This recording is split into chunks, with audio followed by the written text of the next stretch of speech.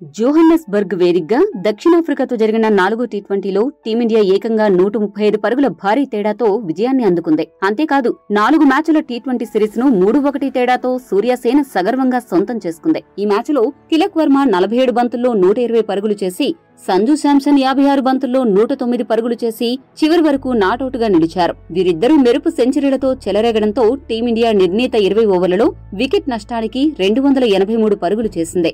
ముఖ్యంగా దక్షిణాఫ్రికా గడ్డపై టీమిండియా యువ ఆటగాడు హైదరాబాదీ అయిన తిలక్ వర్మ విధ్వంసం సృష్టించాడు. వరుస సెంచరీలతో తిలక్ సత్తా చాటాడు.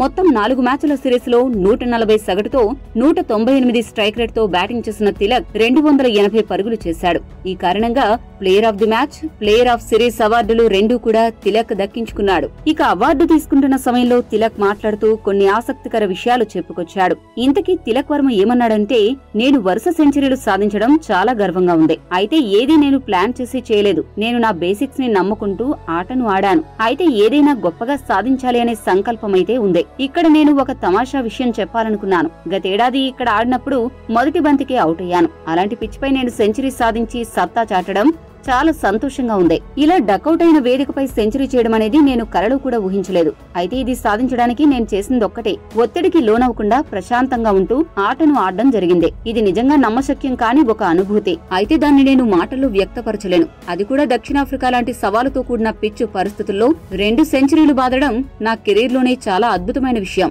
అయితే ఇందుకు మా కెప్టెన్ సూర్యకి ధన్యవాదాలు చెప్పాలి. అతడు నాపై నమ్మకముంచి నన్ను 3వ స్థానంలో ఆడించాడు. సూర్య లాంటి నిస్వార్థమైన కెప్టెన్ ఉండడం మా అదృష్టమని తిలక్ చెప్పుకొచ్చాడు. ఈ వీడియో మీకు నచ్చితే లైక్, షేర్, కామెంట్ చేయండి. మరిన్ని స్పోర్ట్స్ అప్డేట్స్ కోసం మా ఛానల్ ను సబ్స్క్రైబ్ చేసుకోండి.